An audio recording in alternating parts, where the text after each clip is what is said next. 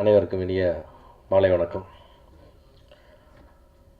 இது மழை பிடிக்காத மனிதன் ஒரு கவிதையான தலைப்பு. சசிசார் படமாக இருக்குன்னு வந்தால் ட்ரெய்லர் பார்த்தா மிஸ்கின் படமாக இருந்தது. ஒரு வேறு எதிர்பார்ப்பில் வந்தோம், வேறு மாதிரி இருக்குது சார். ரொம்ப அழகாக இருந்தது மில்டன் சார், ரொம்ப பியூட்டிஃபுல்லாக இருந்தது உங்களுடைய விஷுவல்ஸ். ஒரு நம்பிக்கையை தருது ட்ரெய்லர். இது இந்த படத்துக்கு விழாவுக்கு வர்றதுன்றது நான் இந்த விருந்தாளியெல்லாம் வரல, இது எல்லாமே என்னோடய ஓன் யூனிட்டு மாறுது. ஏன்னா அதில் இன்றைக்கி கமல்புரா சார் வர முடியல, பிரதீப் வந்திருக்காரு.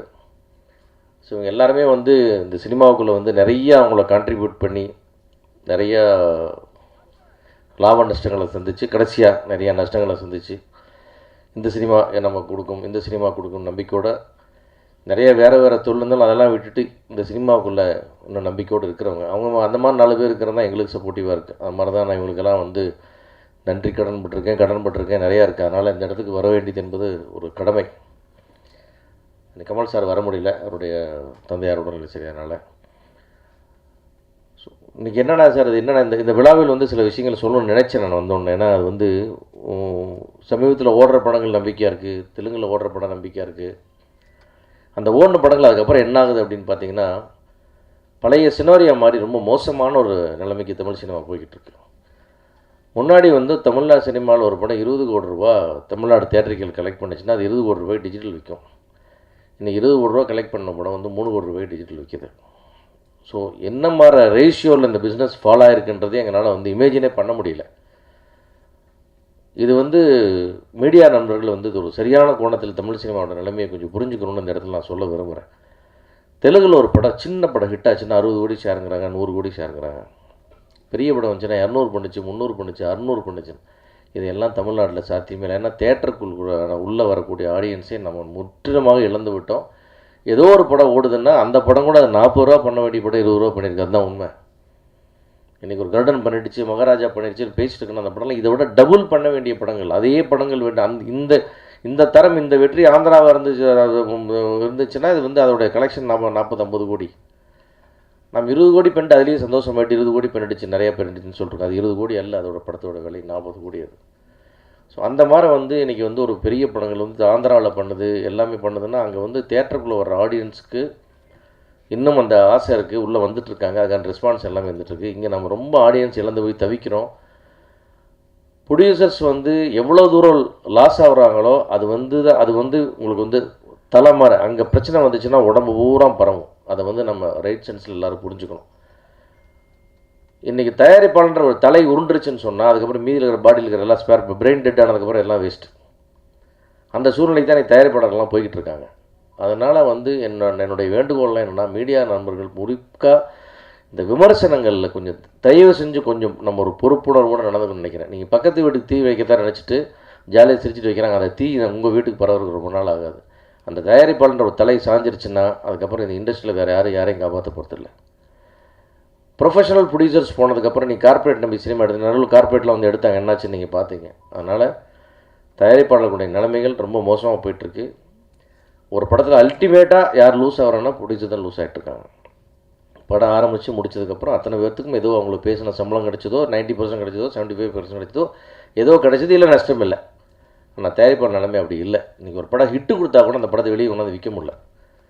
20 கோடிக்கு விற்றா நமக்கு 20 கோடி டிஜிட்டல் விற்கும், சேட்டலைட் விற்கும். நம்ம 50 கோடி பண்ணலான்னு ஆசைப்பட்டிருந்த சினிமாலாம் போய் 20 கோடி விற்றாச்சு. 2.25 கோடிக்கு அந்த படத்தை டிஜிட்டல் விற்க வேண்டிய சூழ்நிலைக்கு இன்றைக்கி தமிழ் சினிமா தள்ளப்பட்டிருக்கு. அவ்வளோ மோசமான சூழ்நிலையிலும் இன்னும் படம் எடுத்துகிட்டு இருக்கிற தயாரிப்பாளர்களை பார்த்து நீங்கள் உண்மையாகவே பெருமைப்படணும், அவங்களுக்கெல்லாம் உற்சாகப்படுத்தணும், அவங்களுக்கு நீங்கள் ஆதரவு கொடுக்கணும். குறிப்பாக விமர்சனங்கள்ங்கிற பேரில் தயவு செஞ்சு எந்த படத்தையும் தயவு செஞ்சு கொலை பண்ணாதீங்க. ரொம்ப 100% சரியான பாடத்தை நம்ம எடுத்துக்கவே முடியாது. எல்லா வீட்டு பிள்ளைங்களும் 100 மார்க் எடுக்கிறது இல்லை. ஏன்னா 40, 50 பாஸ் மார்க்கு, கொஞ்சம் 80, 70, 80 எல்லாமே இருக்குது. எல்லார் வீட்லேயும் எல்லா குழந்தைகளும் அப்படி இருப்பாங்க. நம்ம எல்லாத்தையும் நம்ம என்கரேஜ் பண்ணுறோம், எல்லாத்தையும் ஆதரிக்கிறோம், எல்லாத்தையும் படிக்க வைக்கிறோம், எல்லோரும் வர்றாங்க. அந்த மாதிரி எல்லா படங்களையும் கொஞ்சம் நிறைகுறைகளை கொஞ்சம் சொல்கிற மாதிரி சொல்லி அந்த படத்துக்கு ஆடியன்ஸ் வரவிடாமல் பண்ணுற விமர்சனத்தை தயவு செஞ்சு இந்த படத்துக்கு போகாதீங்க, இந்த தேட்டருக்கு போகாதீங்க, இப்படி சொல்லி எல்லாரையும் சாவடிச்சுட்டு எல்லாத்தையும் சுடுகாடாகிட்டு நீங்கள் எங்கே போகிறீங்க? சுடுகாட்டில் தனியாக நின்னாலும் ஒரு நாளைக்கு நீங்கள்லாம் விமர்சனம் பண்ணுறவங்களுக்காக சொல்லிக்கிறேன் நான். அதனால் நம்ம எல்லோரும் இது ஒரு குடும்பம், இதெல்லாம் ஆளால் ஒரு செயற்பாட்டு பிரெயின்கிறது ப்ரொடியூசர்ஸ், அதை டெட் பண்ணிட வேணான்றது எல்லாரையும் நான் மீடியாவுக்கு குறிப்பாக விமர்சனம் பண்ணுறவங்களுக்கு கேட்டுக்கிறேன். அதே மாதிரி வந்து விளம்பரத்தை கூட இன்னும் கூட முடிஞ்ச வரைக்கும், ஏன்னா அது பட்ஜெட் இருக்குதோ இல்லையோ, முடிஞ்ச வரைக்கும் மக்கள்கிட்ட கொண்டு போய் சேர்த்து இந்த ஆடியன்ஸ் உள்ளே வர வச்சு இந்த சினிமாவை நம்ம இன்னும் அதிகமாக நம்ம வந்து ஜெயிக்க வச்சோம்னா கூடவே நாமளும் ஜெயிச்சிட்டே போவோம். ஒரு சினிமா ஜெயிச்சா ஒரு ப்ரொடியூசரை ஜெயிக்கிறார்.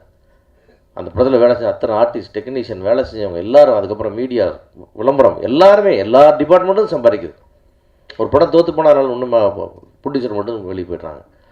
ஸோ இது என்னுடைய வேண்டுகோளாக, இது ஒரு விமர்சனமாக எடுத்துக்காமல் இது ஒரு வேண்டுகோளாக எடுத்துகிட்டு மீடியா நண்பர்கள் ஒத்துழைக்கணுன்றது என்னுடைய முதல் வேண்டுகோள். இதில் இரண்டாவதாக, இந்த படத்தில் வந்து விஜய் மில்டன் சார் ஒரு அற்புதமான டெக்னீஷியன். அவரை பற்றி நம்ம ஒன்றும் அறிமுகமே சொல்ல வேண்டியதில்லை. அப்படி ஒரு அற்புதமான டெக்னீஷியன். அவருடைய முழு திறமையும் இதில் காட்டியிருப்பான்னு நான் நம்புகிறேன். ஏன்னா இதில் வந்து விஜய் மில்டன் வந்து ஜெயிக்கணும், அவருடைய திறமைகளை வெளிப்படணும். அவருடைய திறமை டைரக்டராக தான் இனிமேல் அவர் வந்து அவருடைய ப்ரூவ் பண்ணணும். அவருடைய வெற்றிக்கு என்னுடைய வாழ்த்துக்கள். இந்த படத்தில் எல்லா டெக்னீஷியன்ஸ் நிறைய வேலை பார்த்துருக்கேன், எல்லாருடைய வாழ்த்துக்கள். குறிப்பாக வந்து விஜயானந்தி சாருக்கு வந்து, நான் அவர் வந்து மலை பிடிக்காத மனிதன் இல்லை, அவர் வந்து ஒரு தலைக்கணம் பிடிக்காத மனிதன், முதல்ல கர்வம் பிடிக்காத மனிதன், பேராசை பிடிக்காத மனிதன், எல்லாம் நல்ல மனிதன். ஆனாலும் அவருக்கு இன்னும் அவருடைய உழைப்புக்கேற்ற, அவருடைய மனசுக்கேற்ற வெற்றிகள் இன்னும் அவர் வந்து ரீச் பண்ணாமல் இருக்கிறது ஒரு மிகப்பெரிய ஒரு வருத்தமாக இருக்குது. இந்த படத்தில் அது தீரணும் அப்படின்னு சொல்லி கடவுளை வேண்டிக்கிறேன். மொத்த மீடியாவே வேண்டிக்கிறேன், உங்களையே கடவுளமாக நினச்சி நான் வேண்டிக்கிறேன். இதை நீங்கள் எல்லோரும் சப்போர்ட் பண்ணோம். ஏன்னா அந்த மாதிரி டெடிக்கேட்டடாக வேலை செய்கிற ஒரு ஹீரோ, ரொம்ப ரீசனபுளாக எல்லாத்துலேயும் நடந்துக்கிற ஒரு ஹீரோ, 24 மணி நேரம் வேலை செய்ய தயாராகிற ஹீரோ, ஒரு ஷூட்டிங் ஸ்பாட்லேருந்து அப்படியே கிளம்பி ஓடி வந்து ஸ்டேஜில் நிற்கிற ஹீரோ, என்ன கொடுத்தாலும் அதை வாங்கிட்டு திருப்தியாக வேலை செய்கிற ஹீரோ, ஷூட்டிங் ஸ்பாட்டில் எந்த தொந்தரவும் பண்ணாத ஒரு ஹீரோ. இது எத்தனை படத்தில், எத்தனை இடத்துல, எந்த இண்டஸ்ட்ரியில் எவ்வளோ பேர் இருக்காங்க இந்த மாதிரி விரல் விட்டு எண்ணிடலாம். அப்படி ஒருத்தருக்கு நிறைய வெற்றிகள் வரணும், அவர் நிறைய ஜெயிக்கணும், அவருடைய வலியும் வேதனையும் குறையணும் எல்லா இடத்துலையும். அதை வந்து அவர் ஒன்றும் பேராசை பிடித்தமானவரோ லக்ஸுரி லைஃப் வாழ்கிறவர்களோ கிடையாது. ரொம்ப மிக மிக எளிமையான வாழ்க்கையுடைய ஒரு சாதாரண ஒரு மிடில் கிளாஸ் மேன். அவருக்கு என்ன இருந்தாலும் இல்லாட்டி இன்னும் 1000 கோடி சம்பாதிச்சாலும் அப்படியே தான் அவரோட லைஃப் ஸ்டைல் இருக்கும். அதில் வந்து அவர் எதையுமே மாற்றிக்க போகிறதில்ல. அப்படிப்பட்ட ஒரு மனிதர் ஜெயிக்கணுன்றது என்னுடைய தனிப்பட்ட என்னுடைய பிரார்த்தனை. அது வந்து ஒரு வகையில் இண்டஸ்ட்ரிக்கும் நல்லது, தமிழ் சினிமாவுக்கும் நல்லது. இது வந்து முக்கியமாக அதை சொல்லணும்னு நினச்சேன் நான். அந்த வகையில் இந்த படம் வந்து ஒரு வெற்றி படமாக அமையணும், நிச்சயமாக வசூல் ரீதியாக நல்ல படமாக அமையணும். இதுவும் கூட பார்த்தீங்கன்னா எல்லா இடத்துலையும் ரொம்ப ரிஸ்க் எடுத்து தான் இந்த படம் முழுக்க தயாரிப்பாளர்களுடைய 100% ரிஸ்கில் தான் இந்த படம் ரிலீஸ் ஆகும். இந்த படத்தினுடைய வெற்றி தோல்வி முழுமையாக அவனை பாதிக்கும். வெற்றிக்கு வந்து எல்லாரும் 1000 சொந்தங்கள் வந்து நிற்பாங்க, எல்லோரும் நிற்பாங்க. ஆனால் தோல்வியே அடையக்கூடாது, பெரிய வெற்றி அடையணும், இதை நிறையா சம்பாதிக்கணுன்றது என்னுடைய ஆசை, என்னுடைய வாழ்த்துக்கள்.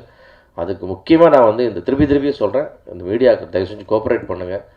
இது வந்து ஒரு ஈகோவாக எடுத்துகிட்டு நீ என்ன சொல்கிறது, நான் என்ன கேட்குறது, நீ எப்படி விமர்சனம் பண்ணுறவங்கள கேட்கலாம், அப்படிலாம் தயவு செஞ்சு பேசாமல், நான் வந்து இது வரைக்கும் வன்மையாக கண்டித்த நான் விமர்சனங்கள் வரைக்கும் எல்லாத்துக்கும் நான் சொல்லிடுறேன். அதையெல்லாம் மறந்துட்டு இந்த சினிமாவை காப்பாற்றலாம், கொஞ்சம் எல்லாரையும் காப்பாற்றலாம், இந்த சினிமா நல்லா ஓட்டும், தமிழ் சினிமாவுக்கு தேட்டர் ஆடியன்ஸ் வர வைங்க. ஆடியன்ஸ்க்கு தேட்டருக்கு வர தான் நம்ம எல்லோரும் பிழைக்க முடியும். வராத தேட்டர் பக்கம் வராத, இந்த படத்துக்கு வராது அப்படின்லாம் சொல்லாத நிறுத்திட்டு நல்ல தரமான விமர்சனங்களை தருமாறு உங்களை எல்லாம் பணிவன்போடு மன்றாடி கேட்டுக்கொண்டு இந்த படம் வெற்றியடைய இறைவனை வேண்டி வாழ்த்துக்கிறேன். நன்றி.